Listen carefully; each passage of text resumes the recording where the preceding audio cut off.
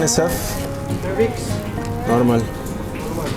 With fixed-time artificial insemination, sabay-sabay na maglalandi dahil magbibigay tayo ng mga tinatawag na pampalandi or hormones. Ang maganda pa doon, mabubuntis silang sabay-sabay, manganganak din silang sabay-sabay. So in terms of weight, halos magkakasama rin sila. So in terms of yung pag-aalaga mo rin, pare-parehas, iisa lang. Yan. So sa tingin ko, napakalaking advantage na ito, no? Dahil yung cost effectivity, especially yung mga expenses sa operations, mas malilesen. Of course, pagdating naman sa profit, sabay-sabay yung ma-out ang inyong mga guya na palalakihin. Kasi dati, masaya na ang mga farmers doon na mag-produce ng 2 guya sa 3 taon. With the help of FTAI and with the proper care and management, kaya mo nang mag-produce ng 1 calf a year.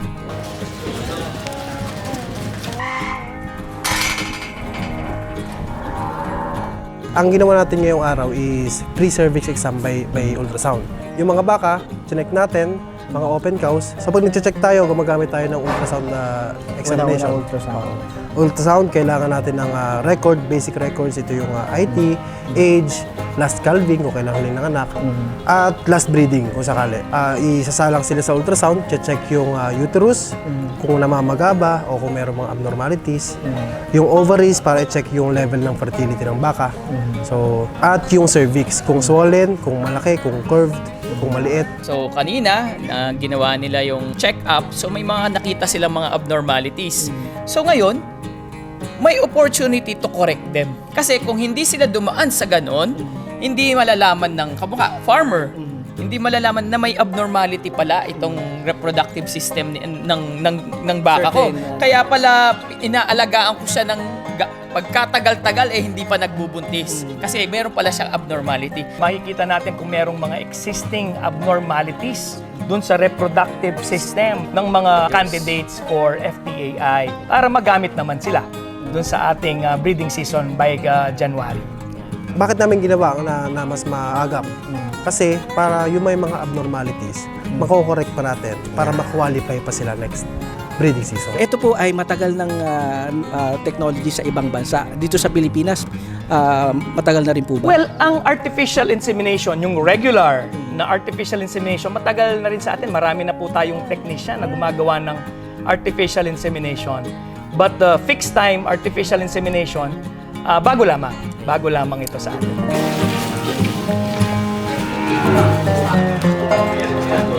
Huwag po tayong matakot sa teknolohiya, lalong-lalo na sa pagbabaka. Marami po tayong nakasanayan na 50 or 60 years ago na ginagawa pa rin hanggang ngayon.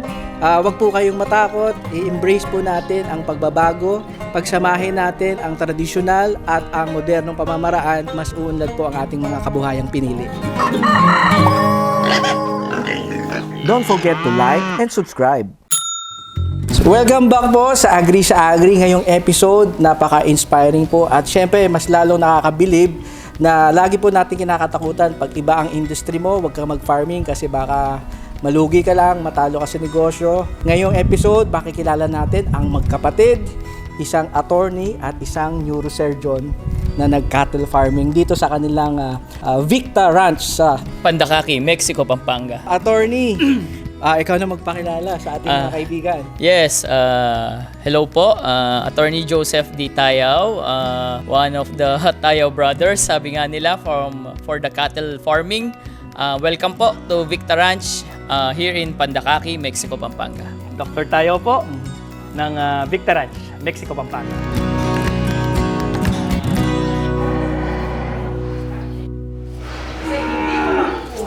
Bakit eto naman po ang inyong naipili?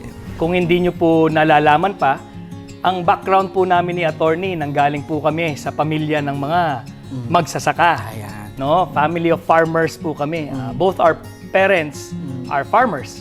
Lumaki kami na merong exposure sa farming. So nung naisip namin ng gagawin namin, no? Walang duda kung saan kami pupunta, kumbaga, kundi farming din. Cattle farming is a branch na napili namin kasi sa tingin namin ito ang magbibigay sa amin ng flexi time, kumbaga, no? Kasi meron kaming kanya-kanyang profesyon na kailangang i-practice din. So itong cattle farming, bibigyan kami ng oras na pwede kami dito, hindi masyado siyang demanding sa oras. Pwedeng once, twice a week mo lang puntahan. Si attorney, 3 times a week, nandito siya. Magagawa mo pa rin yung mga ibang kailangan mong gawin sa labas.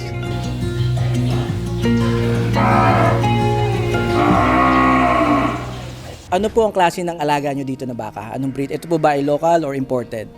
We chose American Brahman kasi, specifically Brahmans, kasi very adaptive sila sa climate natin sa Pilipinas. No? We feel na ito yung breed na magta-thrive sa ganitong environment sa Pilipinas, specifically also in Pampanga. No? So ito yung napili natin. Another reason is sa tingin namin, American Brahman, there are lots of branches ng cattle farming. No? Hindi siya cattle farming isa lang. No? Yes. So from cattle farming, nandyan na yung ating anong type of cattle, meat type pa o dairy type ba? Yes. Diba? May mga naggagatas, merong mga nagkakatay. Ang American Brahman is a type of meat type cattle, no? So, next na question, anong type of operation? Yes. Ranching ba? Yung nakapakawala yung mga alaga mo? Or yung tinatawag nating intensive or full confinement? Gaya nito, no? So, ang Victa Ranch is a cow-calf operation. Ibig sabihin, nagbubuntis, nagpapaanak ng baka. Full intensive. Ibig sabihin, nakakulong ang mga baka, hindi sila napakapawala sa rancho. So yun po ang type of operation that we're doing here. Yung pinapaanak, yan yung inyong nagiging business, yung ina-out nyo. Yes. Yung mga, kumbaga, produce. Cow-calf operation, ang nagbibigay sa'yo ng pera para umikot is yung mga guya, no? Guya ang mga linalabas. Yung mga, although yung sa amin, ang labas namin around 18 months old. Ready for breeding na sila. By reason na cow-calf operation ka, so yung mga kailangan maging productive yung farm mo. Yes. In terms of the calving rate at saka yung frequency ng pagbubuntis at pag-anak ng mga baka, yun yung importante sa amin. We're not focusing on the average daily gain weight of the mga baka. Yun naman yun, pumapasok yun sa fattening, no? So ito po ay isang, kumbaga sa mga kaibigan natin sa aquaculture, para kayong hatchery. That's right. Tama Yeah. po. Tama po. Bago tapos yung lumabas sa'yo, ibebenta, yun ang padadamihin nila.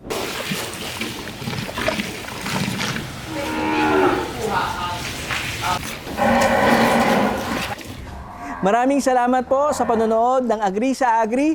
Patuloy niyo pong suportahan ang aking paggawa at share ng knowledge sa ating mga kababayan na magkaroon ng negosyo. Huwag niyo pong kalimutan mag-follow, like, share, and subscribe Agri sa Agri.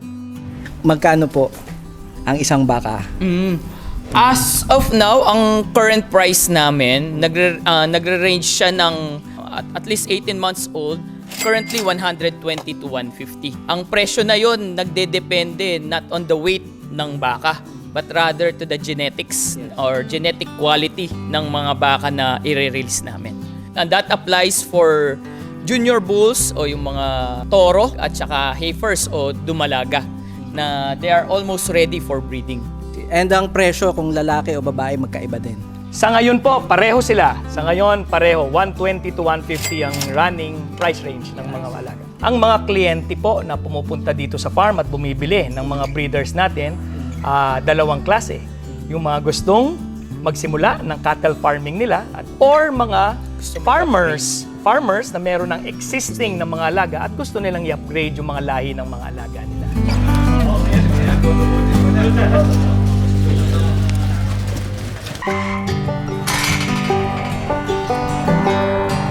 And in fact, meron na silang bagong technology na rin na ina-adapt dito. If you can share some yung ating pinapakita ngayon sa ating footage na method na ginagawa nyo, para saan po ba ito? Sa pagbabaka with cow-calf operation, marami pong biotechnology instruments and artificial insemination is one of those. Together with Bionova, they do fixed-time artificial insemination. As a breeder, ramdam namin na malaking tulong ang artificial insemination, particularly fixed-time artificial insemination sa pag-improve ng mga alaga natin. Ang ginawa natin kanina, we employ one breeding season a year. So ang breeding season po, mag-start po yan sa January 2024. 1 month before that, gusto naming makasigurado na yung mga candidates namin for breeding season for FTAI 2024, maganda ang pangangatawan, no? At ready silang tumanggap ng artificial insemination.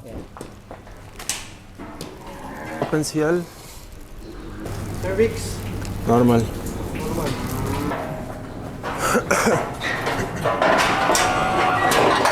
18 months on December 15, Okay. Alfonso. Open SF, Open SF. Cervix. normal. Normal. She may qualify for the racing group. Ang ginawa natin ngayong araw is pre-cervix exam by ultrasound.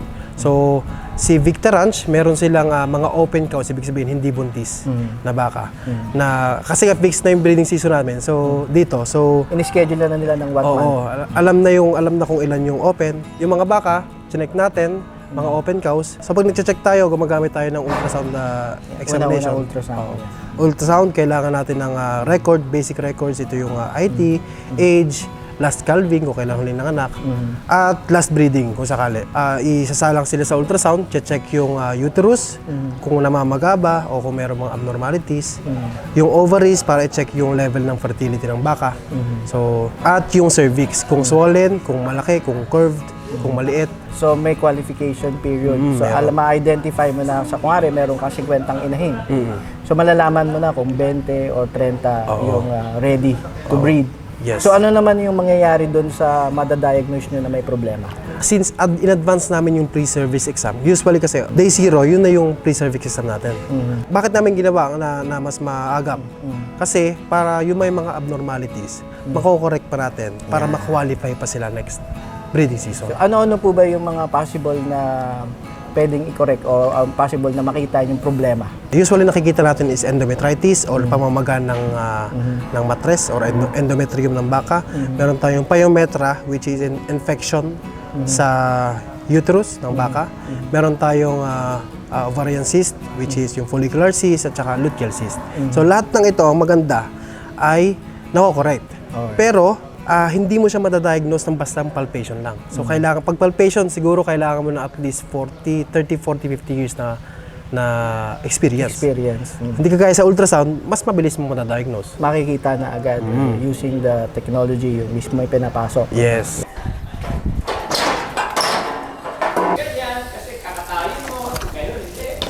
Open BF. Cervix. Quite small.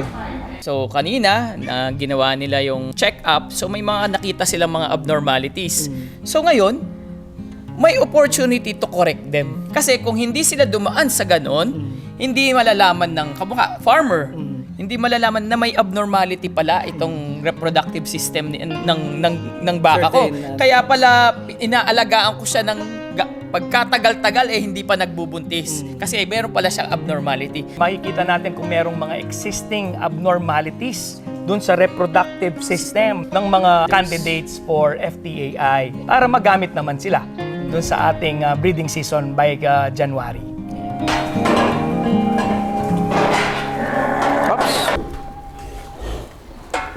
Open SF. Open SF. So ito pong method na ito, ano po yung kaibahan dun sa traditional na nakasanayan natin mga kababayan sa pag-aalaga ng baka? When you're talking of natural breeding, yung lalaki, isasama mo sa mga cows, sa mga breeders, sa mga dumalaga, no? Siya na ang bahala magtatrabaho for that. Magde-detect kung in-heat na sila, tapos he will do the mounting, no need for any assistance. Sa fixed time artificial insemination, madaming advantages yan. Ang advantage niyan sa AI pa lamang, pwede kang gumamit ng iba't ibang uri ng similya. Similya ang gamit mo, hindi yung bulugan ang dadalin mo sa babae, grupo ng babae. Pwede kang bumili ng similya galing abroad sa Amerika, no? Papadala ka dito at yun ang ilalagay mo sa ating mga breeders. Hindi mo kailangang bilhin o papuntahin dito yung bulugan, na champion bulugan na nasa Amerika, papuntahin mo dito para kastahin yung Bigat ng alaga. logistics na. Ay, napakamahal po nun. O kaya baka patay, Namatay na. Namatay sa biyahe. Oo. No? Baka papilayan sa biyahe. So, mas makakatipid ka kung similyan niya.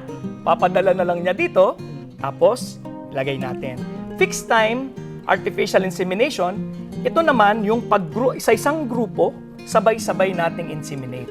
Doon sa regular artificial insemination, ang ginagawa natin, Protection hihintayin natin na maglandi ang mga baka.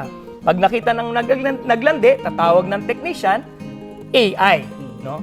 Ang problema nun, hindi naman sila sabay-sabay naglalandi. Kung 20 yan, so 20 times pupunta yung technician kasi hindi naman sila sabay-sabay maglalandi. With fixed time artificial insemination, yung 20 na yon sabay-sabay na maglalandi dahil magbibigay tayo ng mga tinatawag na pampalandi or hormones. May gasto sa hormones, yes, pero yung oras ng technician, yung oras ng trabaho, minsanan lamang. Ang maganda pa doon, mabubuntis silang sabay-sabay, mga anak din silang sabay-sabay. So in terms of weight, halos magkakasama rin sila. So in terms of yung pag-aalaga mo rin, pare-parehas, iisa lang. Yan. So sa tingin ko, napakalaking advantage na ito, no? Dahil yung cost effectivity, especially yung mga expenses sa operations, mas malilesen. Of course, pagdating naman sa profit, sabay-sabay yung ma-out ang inyong mga that's buya true. na palalakihin. Ito po ay matagal ng technology sa ibang bansa. Dito sa Pilipinas, matagal na rin po ba? Well, ang artificial insemination, yung regular na artificial insemination, matagal na rin sa atin. Marami na po tayong technician na gumagawa ng artificial insemination. But fixed time artificial insemination, bago lamang. Bago lamang ito sa atin. Oy! At pagdating naman po sa investment, compared sa traditional, sa tingin nyo ba, worth it yung investment ninyo sa services na ganito? Ganito po, hindi ko sinasabi na ang fixed time artificial insemination ay para sa lahat. No, kailangang malaman ng farmer kung ano ang goals ng kanyang cattle farming. Sa amin, being a breeder farm, gusto naming makaproduce ng mga highly superior o genetically superior na hayop. And fixed time AI would help us go there, mapunta doon sa gusto namin. So kung tatanungin naman natin kung sulit yung gagas, kasi may gastos of course, no? So magdedepende nga po doon kung ano yung goals mo. We're very much focused with docility and fertility. Pag docility, yung pagiging maamo ng baka. Yung fertility naman, yung kayang mag-produce, mataas ang productivity ng baka. Kasi through the help of Bionova and through the help of FTAI, we are now focusing on producing 1 calf per head per year. No? Ibig sabihin, isang guya sa bawat isang baka, bawat taon. No? Bakit? Kasi dati, masaya na ang mga farmers doon na mag-produce ng 2 guya sa 3 taon. With the help of FTAI and with the proper care and management, kaya mo nang mag-produce ng 1 calf a year. So, napaka-magandang balita po. Ang dami pong tayong nakikitang advantages. Unang-una para sa akin is yung mga nagsisimula, yung cost ng kanilang pagsisimula at sa pagpapabuntis, i-schedule nila. Ibig sabihin, mako-consider nyo yung season ng panahon, Yes. sa season ng production ng inyong mga Kailan silages. sila mag-aanakan? Ayan. So, yung ating pabubugsong bagyo na hindi natin maintindihan kung ano nangyayari. Tama po. Yan, so lalo na sa mga walang fasilidad na katulad nito na sheltered, no, yung pwede nila talagang magamit yung advantages. Yes.